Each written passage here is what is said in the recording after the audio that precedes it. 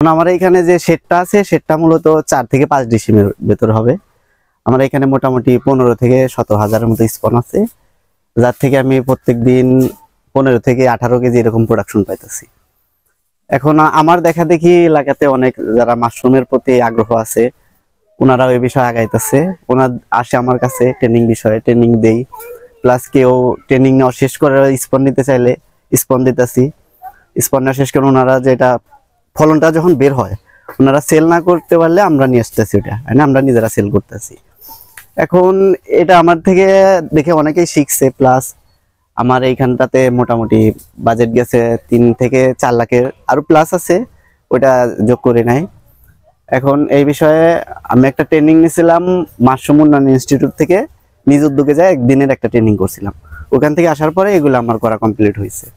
এখন এই বিষয়ে আমি ওনাদের কাছে আমার একটা রিকোয়েস্ট আছে, আমি যদি ডেভেলপমেন্ট ওইরকম একটা ট্রেনিং পাইতাম তাহলে ইনশাল্লাহ মাশরুমটাতে সামনে আরো অনেক আগায় নিয়ে যাওয়ার চেষ্টা করতাম।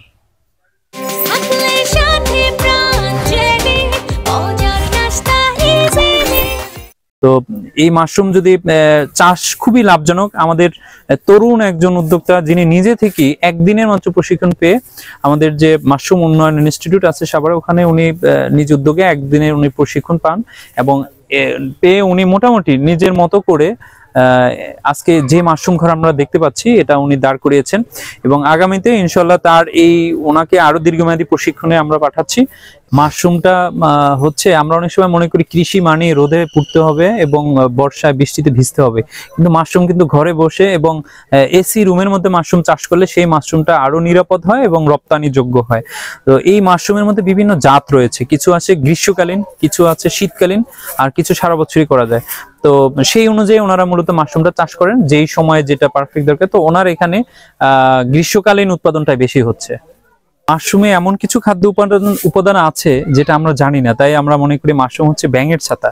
মূলত মাশরুম ব্যাঙের ছাতা না, সেটার জাত হচ্ছে আলাদা। আর আমরা যে মাশরুমটা খাচ্ছি এই ফাঙ্গাস জাতীয়, এটার জাতটা আলাদা। এটা আমাদের শরীরের জন্য, আমাদের দেহের জন্য খুবই উপকারী। বিশেষ করে এই মাশরুমে অ্যান্টিঅক্সিডেন্ট থাকাতে এটা ক্যান্সার প্রতিরোধী হিসেবে কাজ করে এবং ওমেগা ফ্যাট 3 আছে মাশরুমের মধ্যে, যেটা আমাদের ব্রেন ডেভেলপমেন্টের জন্য কাজ করে, সুস্থ মস্তিষ্কের জন্য।